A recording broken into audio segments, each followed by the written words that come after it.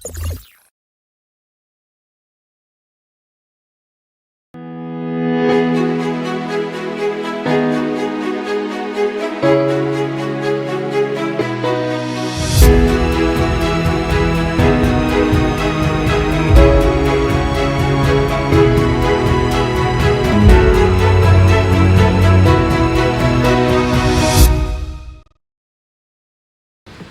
Cakramania Universitas Negeri Malang, UM the only one, FIK Care. Salam olahraga jaya. Oke, kami ucapkan selamat datang para peserta PKKMB Fakultas Ilmu Keolahragaan Universitas Negeri Malang tahun 2020 yang dilaksanakan secara virtual. Semoga teman-teman semua dalam keadaan sehat dan bersemangat dalam mengikuti PKKMB tahun 2020 ini. Di awal tadi kita sudah menyaksikan video profil Fakultas Ilmu Keolahragaan yang membuat rekan-rekan semua semakin bersemangat dan semakin penasaran terkait dengan seluk-beluk Fakultas Ilmu Keolahragaan. Bersama saya Fadil yang akan memandu acara ini selama 30 menit ke depan. Pak Ketua Jurusan Prodi Pendidikan Kepelatihan Olahraga sudah datang. Yuk, mari kita saksikan.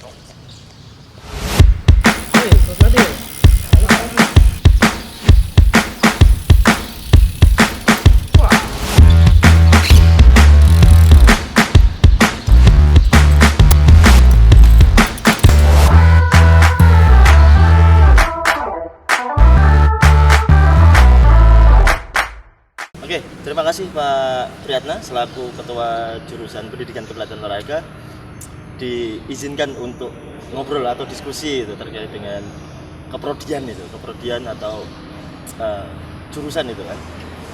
Mungkin ini akan kita bicara terkait dengan profil prodi itu, profil prodinya Pendidikan Kepelatihan Olahraga. Kebetulan Pak Supriyatna selaku Ketua Jurusan nanti akan bukan di interview Pak, jadi nanti kita ngobrol aja terkait dengan pendidikan kepelatihan itu seperti apa itu.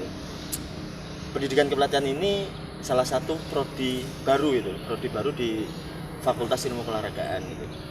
Ya nggak baru-baru banget itu, udah beberapa tahun gitu kan. Saya tahu daripada prodi yang lain kita masih termasuk prodi yang baru. Untuk sejarah berdirinya dulu seperti apa Pak prodi pendidikan kepelatihan ini?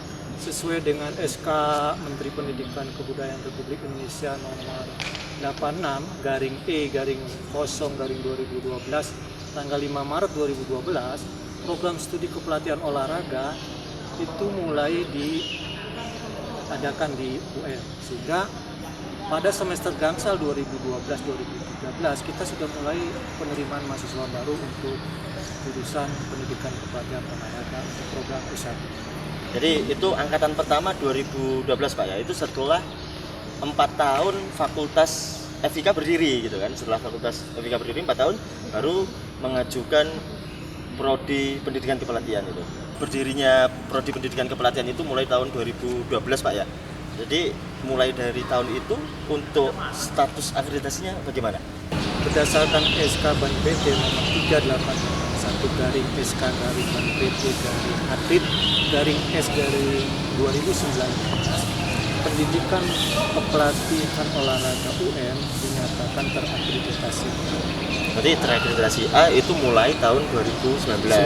Itu kenaikan dari status akreditasi yang sebelumnya mulai tahun 2012. Berarti target kerja berikutnya adalah mempertahankan status akreditasi tersebut gitu Pak ya. Kalau bisa sampai terakreditasi internasional. Oke, jadi memang target prodi itu untuk masing-masing prodi di universitas ini adalah terakreditasi internasional. Jadi seperti itu Pak ya. Untuk selanjutnya adalah terkait dengan cita-cita prodi pendidikan kepelatihan olahraga. Pasti prodi ini punya narasi besar terutama terkait dengan prestasi olahraga. Dengan hal tersebut, visi dari prodi pendidikan kepelatihan ini seperti apa Pak? Jadi visi dari pendidikan kepelatihan olahraga itu menjadikan program studi yang unggul dan menjadi rujukan bagi pengembangan Tridharma perguruan tinggi dalam bidang kepelatihan olahraga. Oke, jadi nanti harapannya memang memiliki SDM yang terjun langsung dalam peningkatan prestasi olahraga di Indonesia. Jadi seperti itu Pak ya. Oke, melihat dari visi prodi pendidikan kepelatihan yang begitu besar dan mungkin dalam tanda kutip mulia banget untuk peningkatan prestasi, cara yang dilakukannya seperti apa dalam wujud misi itu, dalam wujud misi prodi itu. Jadi misi yang pertama itu adalah mengembangkan pendidikan dan pembelajaran di bidang kepelatihan olahraga dengan pendekatan yang berorientasi kepada siswa atau peserta didik dengan pendekatan pembelajaran yang efektif dan mengoptimalkan teknologi yang ada. Oke, jadi disesuaikan dengan perkembangan zaman itu Pak, yang pertama ya. Oke. Yang kedua, misi kita adalah mengembangkan di bidang penelitian, sehingga temuan-temuannya menjadi kekayaan dalam ilmu pengetahuan dan teknologi di bidang kepelatihan olahraga. Yang berikutnya adalah misi kita dari di pengabdian masyarakat, di mana berorientasi kepada pemberdayaan masyarakat. Pemberdayaan masyarakat dengan pendekatan tentunya nanti penerapan dari bidang kepelatihan. Yang terakhir itu adalah misi yang terakhir, menerapkan tata pamo di tingkat prodi, tingkat jurusan dengan secara optimal, ya, transparan dan bertanggung jawab sehingga terjadi peningkatan yang berjalan. Oke, jadi misinya memang sesuai dengan Tridharma perguruan tinggi. Jadi seperti itu plus penyelenggaraan tata pamong yang benar-benar harus akuntabel dan seterusnya itu Pak ya. Oke. Demi berlanjutnya kualitas kita. Oke, untuk mewujudkan visi yang sudah Bapak nyatakan di depan tadi. Oke, jadi seperti itu Pak ya untuk visi dan misi prodi pendidikan kepelatihan olahraga ya, seperti itu.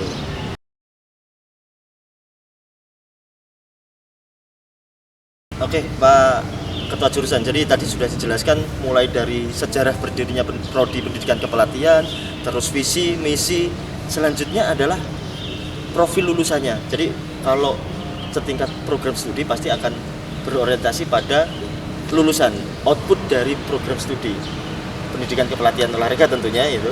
Jadi profil lulusan dari program studi pendidikan kepelatihan olahraga itu sendiri seperti apa, Kak Pri? Jadi nanti keluaran dari program pendidikan kepelatihan olahraga kita itu pertama dia mampu untuk secara konsep dan secara teori dia mampu untuk menguasai tentang ilmu kepelatihan. Berikutnya sampai di situ dia akan menguasai dalam memprogram program latihan baik itu dari perencanaan, pelaksanaan maupun evaluasi. Ada tambahan juga, mereka juga akan mampu menginginkan mengenai teori pertumbuhan, teori perkembangan dan pemanduan bakat. Karena itu cikal bakal dari prestasi sebetulnya. Sehingga mahasiswa diharapkan mereka mampu mencari bibit-bibit unggul. Nah, itu teori-teori tentang ilmu pertumbuhan, perkembangan dan pemanduan bakat harus dikuasai. Nah, mereka mampu. Yang berikutnya mereka mampu untuk memanage masalah klub olahraga, semua yang berkaitan dengan prestasi. Di samping itu, dia juga harus mampu nantinya menganalisis tentang prestasi, masalah-masalah prestasi olahraga yang ada.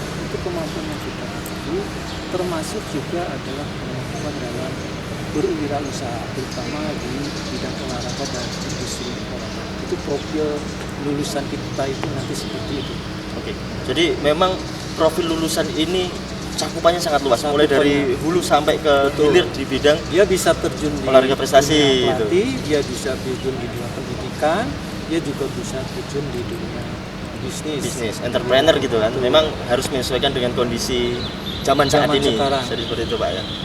Jadi tadi sudah dijelaskan tentang profil lulusan gitu kan. Tapi pasti ada satu keunggulan dari prodi yang Bapak pimpin saat ini. Keunggulan tersebut seperti apa Pak? Oke. Jadi prodi PKO pendidikan kepelatihan PUM kita keunggulannya adalah di pembinaan usia dini. Otomatis kita berfokus kepada kepelatihan usia dini dengan indikator atau rujukan yang menjadi indikator kita adalah pertama, lembaga kita, jurusan kita ini sering didatangi oleh lembaga lain atau prodi lain untuk studi banding ke PKO PUM. Ya. Yang kedua, banyak dari SDM PKO yang menjadi narasumber di pembinaan usia dini, di antaranya di O2SN. narasumber kami dijadikan SDM kami dijadikan narasumber di Event, klub-klub olahraga oke. di seluruh Indonesia. ini tingkat nasional. Ada juga SDM kita sering dipakai dalam tim evaluasi pemanduan bakat di Malang Raya. Salah satunya Di bawah naungan Dispora gitu Pak itu ya? di bawah Dispora. Kita sering dijadikan tim untuk menseleksi atlet-atlet Usia dini. Saya kira itu mungkin Itu keunggulannya ya. Jadi memang kita lebih fokus ke dalam pembinaan usia dini, karena memang untuk berprestasi harus dimulai dari usia dini. Jadi kita nggak mengerjakan yang elit atletnya, tapi kita memang harus fokus di pembinaan usia dininya. Jadi seperti itu. Oke, terima kasih Pak Ketua Jurusan atas kesempatan diskusinya, dan semoga Prodi Pendidikan Kepelatihan Olahraga menjadi lebih baik lagi. Output dari prodi ini bisa bermanfaat bagi negara Republik Indonesia. Terima kasih dan salam olahraga. Jaya!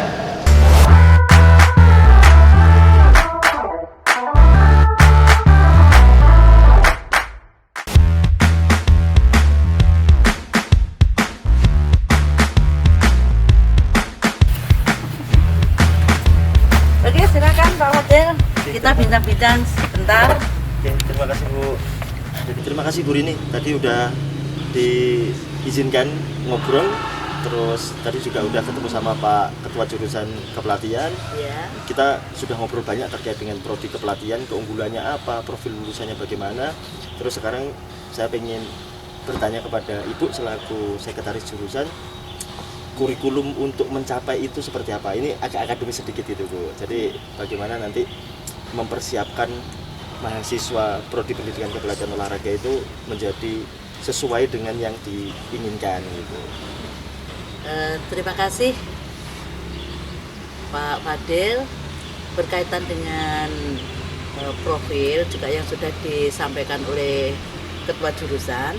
Memang berkaitan dengan kurikulum yang akan disiapkan sesuai dengan profil yang nantinya mahasiswa PKO itu akan jadi apa. Kurikulum di jurusan PKO tahun 2020 ini memang banyak perubahan berkaitan dengan adanya himbauan dari Menteri Mendikbud yang sekarang tentang Kampus Merdeka. Iya, Kampus Merdeka. Dari situ jurusan PKO menyiapkan kurikulum yang susunannya, struktur dari kurikulum itu sendiri terdiri dari untuk karakter, contohnya untuk agama, bahasa Indonesia itu ada 12 SKS. Kemudian untuk pendidikan, karena jurusan PKO juga ada di pendidikan, masuk ya pendidikan. Kependidikan ya. Ada 8 SKS. Kemudian yang untuk keprodi, yang prodi khusus prodi PKO itu ada 92 SKS. 92 SKS. Itu sudah terdiri dari keilmuannya itu 72 ya, ditambah 15 khusus yang untuk kepelatihan. Ada lagi juga mata kuliah pilihan yang itu terdiri dari 60 SKS, tapi kita sediakan 60 SKS tapi harus diambil oleh mahasiswa itu 34 SKS. Ya, dari situ kita memang sekarang ada mata kuliah yang ada tarafnya nasional. Ada 3 mata kuliah, yaitu mata kuliah yang bisa diampu oleh perguruan tinggi lain, mahasiswa dari perguruan tinggi lain. Jadi bisa diambil oleh mahasiswa di luar, universitas lain gitu Bu ya. Ya, itu ada 3 mata kuliah. Yang pertama adalah metode kepelatihan olahraga. Kemudian yang kedua itu adalah kajian jurnal ilmu olahraga. Yang ketiga kewirausahaan olahraga. Itu yang nantinya bisa diambil oleh mahasiswa di luar kampus di luar ya. Universitas Negeri Malang ya. gitu ya.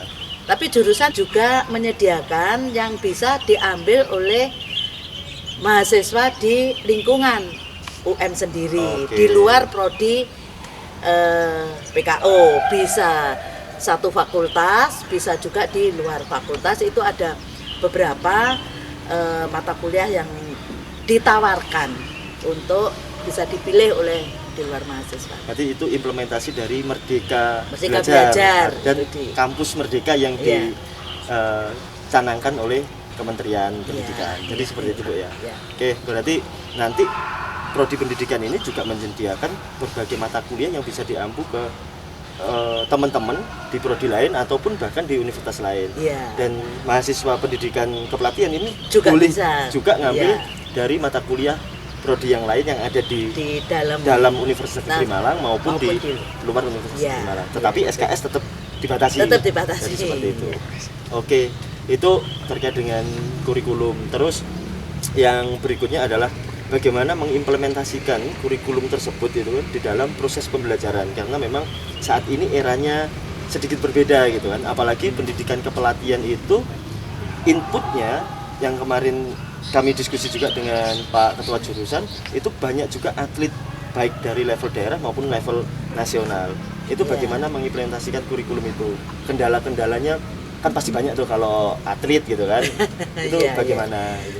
Di jurusan pendidikan kepelatihan olahraga di UM ini, FIK UM ini memang kami sudah berkomitmen dengan semua dosen yang ada di jurusan bahwa karena kita itu juga banyak atlet-atlet yang kuliah juga di sini, kita menyediakan beberapa model untuk pembelajaran, bisa tatap muka, juga bisa menggunakan daring. Ya.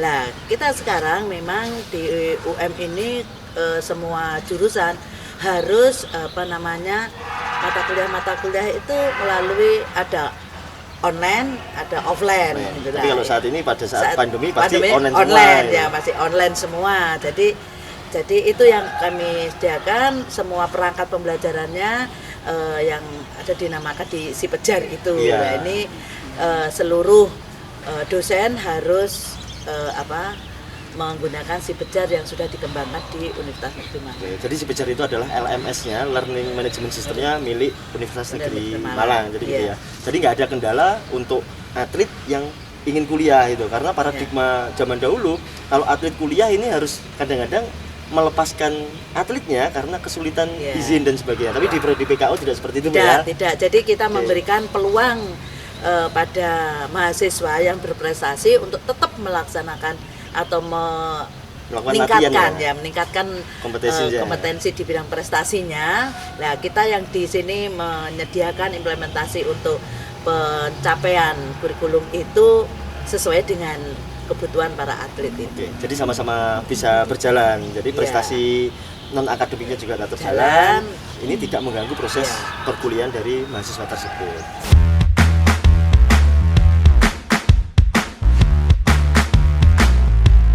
Oke, terima kasih Bu Rini atas penjelasannya. Ini saya tertarik dengan tadi beberapa mata kuliah spesialisasi gitu kan. Berarti pendidikan kepelatihan ini juga memfasilitasi teman-teman yang memiliki spesialisasi macam-macam gitu kan. Mungkin itu terkait dengan cabang olahraganya atau memang soft skill-nya dia itu. Itu bentuknya seperti apa Bu untuk mata kuliah spesialisasi tersebut? Ya, gini. Di struktur kurikulumnya di PKU itu memang ada yang kekhususan untuk caburan namanya. Jadi dari mulai semester 2 itu mahasiswa itu sudah harus memilih cabur apa yang diminatinya. Dan memang memiliki skill di bidang itu. Awal dia sudah memiliki skill itu. Ada 5 mata kuliah yang harus ditempuh dan itu selalu bersyarat tiap semesternya. Dari mulai tingkat dasar, kemudian lanjutan, ada kondisi fisik, kemudian ada taktik dan strategi, yang terakhir adalah program latihan. Nah, itu menjadi prasyarat untuk nanti dia akan magang. Jadi harus lulus dari 5 mata kuliah. Jadi kalau bersyarat ini, kalau yang pertama nggak lulus dia nggak bisa melanjutkan ke mata kuliah berikutnya. Jadi harus lulus dari mulai dasar, lanjutan dan seterusnya tadi sampai akhirnya melakukan magang gitu kan, atau KPL, istilahnya di Universitas Negeri Malang adalah KPL. KPL. Jadi seperti itu. Terima kasih Bu. Jadi spesialisasi tadi cukup menarik juga, dan itu mungkin buat teman-teman mahasiswa juga harus segera menentukan. Untuk teman-teman yang nggak punya latar belakang atlet bisa juga masuk ke sana kan gitu kan. Iya. Tapi dia harus menentukan, oh passion saya di cabang apa gitu kan. Berarti saya harus masuk ke spesialisasi apa. Atau memang difasilitasi untuk teman-teman yang nggak punya, seumpama saya nggak memiliki spesialisasi yang Cabang bagus di bidang ya. kecaburan gitu. Bisa, ada namanya kepelatihan kondisi fisik. Jadi yang tidak mempunyai keahlian di cabang olahraga, dia bisa mengambil di kepelatihan kondisi fisik. Itu. Karena memang sekarang pelatih kondisi fisik lagi dalam tanda kutip tren Ya, gitu kan, lagi ya. tren, dan ini pangsa pasarnya cukup bagus Cukup gitu kan, bagus. daripada kecaburan-kecaburan yang memang sudah populer Sudah kayaknya seperti itu Bu populer, ya. ya. Oke, terus untuk kompetensi dosennya untuk melakukan proses pembelajaran tersebut mengampu bagaimana? Jumlahnya seperti apa? Terus Gini, mungkin Mas. sertifikasinya apa dan Ya. seterusnya gitu. Di dosen-dosen yang mengajar di jurusan kepelatihan olahraga memang sebagian besar adalah bekas para atlet, walaupun hanya di tingkat, ada yang di tingkat daerah, tapi ada juga yang sampai tingkat nasional. Nah, ini yang menjadi passion bagi para dosen yang ada di Prodi ya, pendidikan di Prodi Pendidikan Kepelatihan. Ya. Dan kami di prodi ini memang tidak, inputnya tidak terlalu banyak. Jadi kita memang hanya 2 offering. Oh, Jadi dalam dengan satu angkatan itu Bu ya? satu angkatan itu hanya 2 offering, sekitar 90 mahasiswa. Karena kami memang dosennya masih 9 dosen. Oh, baru Nah, 9 dosen. sekarang jumlah keseluruhan mahasiswa yang ada di jurusan PKO itu ada sejumlah 337 mahasiswa dengan 9 dosen. Itu 4 angkatan Bu ya? 4 Jumlah angkatan, segitu iya. 4 angkatan dengan jumlah dosennya 9 gitu. 9, Dengan iya. pasti dengan keahliannya dosen masing-masing Masing-masing. sesuai dengan passionnya Passion. dosen gitu. Oke, terima kasih Bu Rini atas penjelasannya terkait dengan kurikulum. Sama-sama. Tadi udah panjang lebar kurikulumnya mau seperti apa, dosennya bagaimana, sistem pembelajarannya bagaimana, termasuk memfasilitasi atlet. Ini yang sangat menarik gitu kan, karena banyak atlet itu yang pensiun dini karena kesibukan kuliah itu, dan Iya. ternyata PKO memfasilitasi itu dengan Iya. berbagai macam model pembelajaran yang pembelajaran. ditawarkan oleh Prodi Pendidikan Kepelatihan Olahraga gitu. Terima kasih sekali lagi saya ucapkan kepada Bu Rini selaku sekretaris jurusan. Semoga Prodi Pendidikan Kepelatihan Olahraga tambah maju, outputnya juga semakin bagus dan bermanfaat bagi negara Indonesia, lebih luasnya seperti itu. Terima kasih Bu Rini.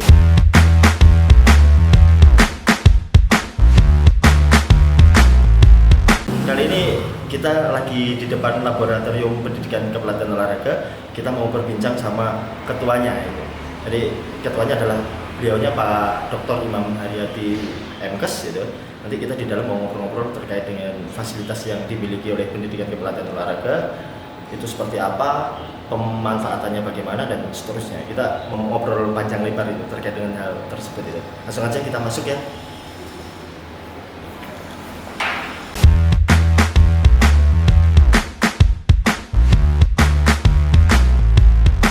Oke, Pak Imam, jadi kemarin saya sudah ngobrol dengan Pak Kajur dan Bu Sekretaris Jurusan terkait dengan target luaran pendidikan kepelatihan olahraga itu, dan beliaunya menyampaikan capaian lulusan itu mau seperti apa gitu.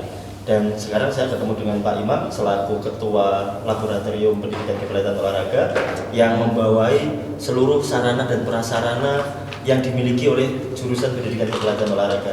Bagaimana laboratorium ini mendukung proses pembelajaran di Prodi Pendidikan Kepelatihan Olahraga? Oke, jadi mungkin terima kasih Pak Fadil. Mungkin sementara saya berikan informasi dulu tentang kondisi lab yang dimiliki oleh PKO. Nah itu nanti baru seperti apa, nanti biar ada gambaran lab-lab pendukung kegiatan kemahasiswaan di PKO seperti apa. Nah lab-lab ini yang paling besar misalnya kita punya stadion include dengan atletik, kemudian juga lab fitness ya seperti background di sini ini ya. Anda lihat di sini. Kemudian juga tidak hanya ini aja, di ruang sebelah itu juga ada lab khusus untuk tes pengukuran ya. Kemudian juga kita ada lab massage, lab aerobik, kemudian juga ada kolam renang yang kita miliki, dan fasilitas lain seperti bola voli, lapangan bola voli, pentang, kriket dan seterusnya itu sudah kita miliki seperti ini. Dan kita menamakan lab kita ini namanya Performance Laboratorium yang kita kenal selama ini untuk memajukan kegiatan mahasiswa yang ada di PKU ini.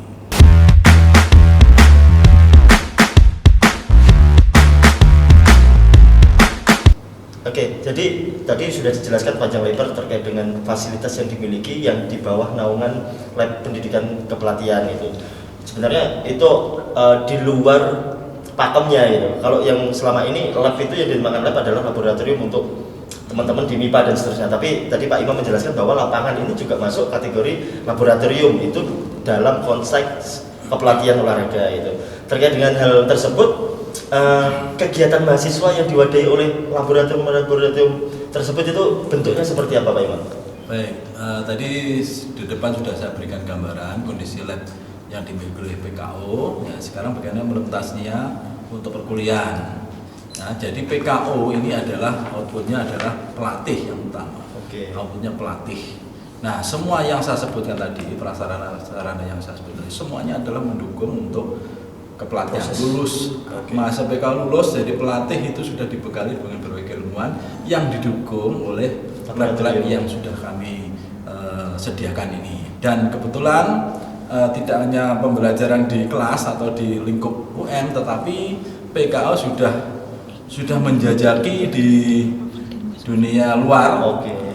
Artinya kerjasama dengan lembaga lain yang terkait dengan atlet, pembinaan atlet seperti yang KONI Batu juga sudah, KONI Kabupaten dalam hal pengetesan atlet. Dan yang terakhir malah atlet dari Papua yang kita tes itu juga kita laksanakan tes di sini. Jadi di sini adalah tempat untuk pembelajaran adik-adik mahasiswa, termasuk juga implementasi dengan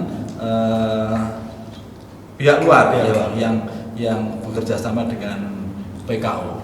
Nah, selanjutnya juga dengan adanya sarana prasarana ini diharapkan nanti mahasiswa itu lulus di sini sudah memiliki bekal yang cukup, sehingga mereka andaikan dimanfaatkan oleh organisasi olahraga tertentu, mereka sudah siap dengan dukungan fasilitas yang begitu lengkap yang seperti yang saya sebutkan seperti tadi.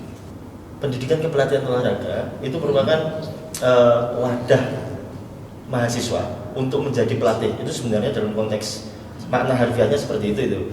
Tetapi tidak menutup kemungkinan juga atlet itu masuk ke dalam prodi pendidikan kepelatihan olahraga itu. Apakah lab itu juga memfasilitasi atlet untuk melakukan latihan dan proses pembinaannya bagaimana di dalam prodi pendidikan kepelatihan olahraga? Tentunya dalam konteks para atlet gitu. Baik, terima kasih Pak Latif.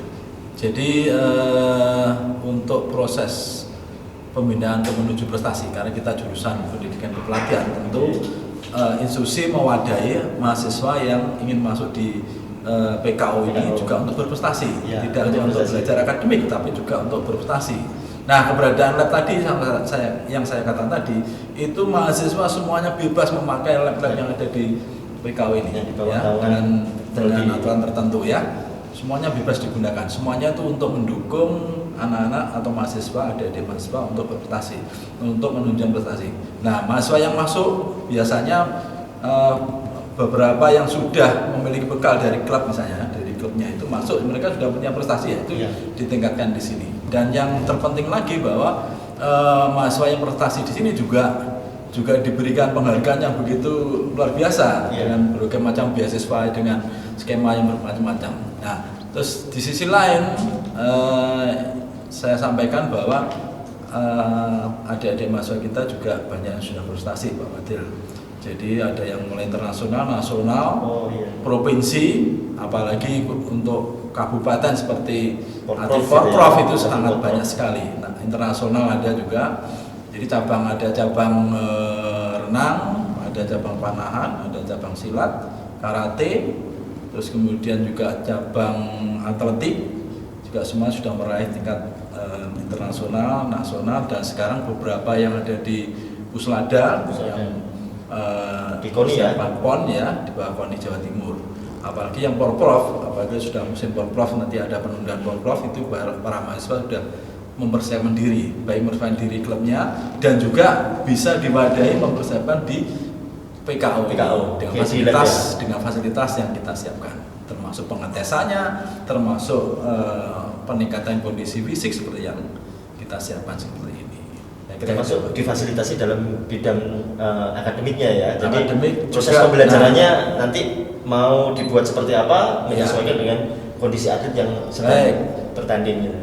Ya, mahasiswa yang prestasi itu juga kita berikan semacam penanganan khusus. Jadi tidak sama dengan yang lain. Mereka sama dengan teman-teman yang lain gitu ya. Diberikan penanganan khusus. Jadi jangan khawatir kalau misalnya mereka prestasi, baik itu mereka berada di luar negeri maupun berada di Jakarta misalnya, tetap kita fasilitasi dan mereka bisa menempuh perkuliahan. Jadi tidak mengganggu proses perkuliahan. Perkuliahan tetap jalan, prestasi mahasiswa tetap kita utamakan juga. Jadi seperti itu.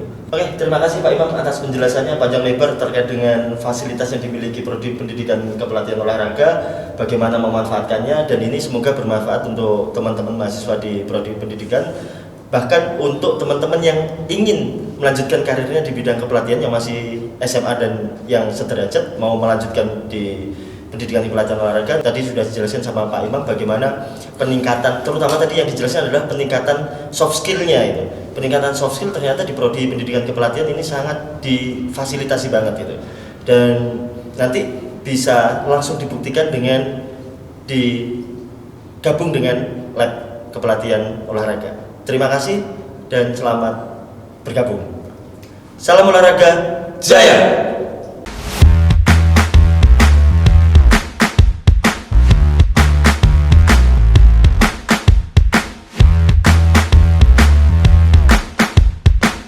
Assalamualaikum warahmatullahi wabarakatuh. Salam olahraga jaya. Nama saya Muhammad Ridho Wahyudi, usia 26 tahun. Saya adalah alumni S1 jurusan Pendidikan Pelatihan Olahraga Fakultas Ilmu Keolahragaan Universitas Negeri Malang. Saya merupakan angkatan pertama tahun 2012 dan menjalani perkuliahan selama 8 semester dan alhamdulillah lulus di tahun 2016 dengan hasil yang memuaskan. Sekarang saya bekerja di Kementerian Pemuda dan Olahraga, yaitu pada unit Asisten Deputi Pengelolaan Olahraga Pendidikan, Deputi Bidang Pembudayaan Olahraga. Selama menjadi mahasiswa di jurusan Pendidikan Pelatihan Olahraga, saya mendapatkan banyak sekali ilmu-ilmu tentang teori dan praktik pelatihan olahraga di berbagai macam cabang olahraga. Saya juga mendapatkan banyak sekali ilmu-ilmu pendukung lainnya seperti biomekanika olahraga, fisiologi olahraga, kemudian kinesiologi olahraga, kesehatan olahraga, dan sebagainya yang sangat membekali saya untuk menghadapi dunia kerja nantinya. Kemudian saya juga diajar oleh dosen-dosen yang berkompeten di bidangnya masing-masing dengan dedikasi dan semangat yang tinggi, mengajar dan membina kami untuk menjadi mahasiswa yang unggul dan berkompeten di bidang keolahragaan, khususnya di bidang kepelatihan olahraga. Saya juga mendapatkan banyak pengalaman berorganisasi melalui himpunan mahasiswa jurusan Pendidikan Pelatihan Olahraga, di mana di dalamnya kami menyelenggarakan perlombaan pertandingan olahraga antar pelajar. Kemudian kami juga terjun langsung di pelatihan ekstrakurikuler olahraga, dan kami juga menyelenggarakan seminar atau workshop pelatih dasar untuk guru-guru olahraga di Kota Malang. Dan untuk adik-adik jurusan Pendidikan Pelatihan Olahraga, teruslah berjuang, lawan rasa malas kalian. Teruslah berdoa untuk cita-cita kalian, tetapkan target kalian, dan berusahalah untuk mencapainya. Terima kasih. Wassalamualaikum warahmatullahi wabarakatuh. Salam olahraga jaya.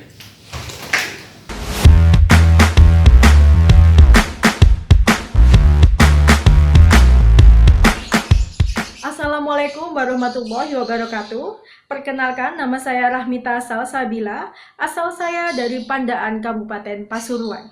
Saya berkuliah di jurusan Pendidikan Kepelatihan Olahraga tahun 2012 dan lulus pada tahun 2016. Pekerjaan saya saat ini adalah sebagai swimming teacher di Wesley International School dan founder of Spark Aquatic Malang. Kesan saya ketika saya berkuliah di jurusan Pendidikan Kepelatihan Olahraga, tentunya saya sangat senang sekali karena saya mendapatkan ilmu yang sangat bermanfaat yang saya terapkan hingga saat ini pada dunia kerja. Selain itu, jurusan juga sangat-sangat mendukung saya pada kegiatan akademik seperti perlombaan mahasiswa berprestasi, tingkat fakultas, dan tingkat universitas. Pada tingkat fakultas, saya menjuarai juara 1, dan tingkat universitas saya menjuarai juara 3.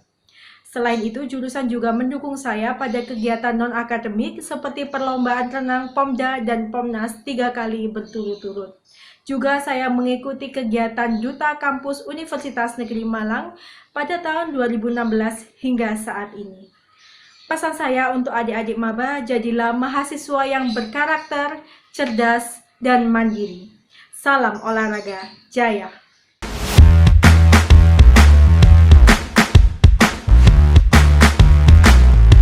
Assalamualaikum warahmatullahi wabarakatuh. Salam olahraga. Perkenalkan, nama saya Ashar Fadil Saudini. Saya berasal dari Kepanjen, Kabupaten Malang. Saya masuk kuliah di Pendidikan Kepelatihan Olahraga Fakultas Ilmu Keolahragaan Universitas Negeri Malang pada tahun 2014. Saya lulus pada tahun 2018.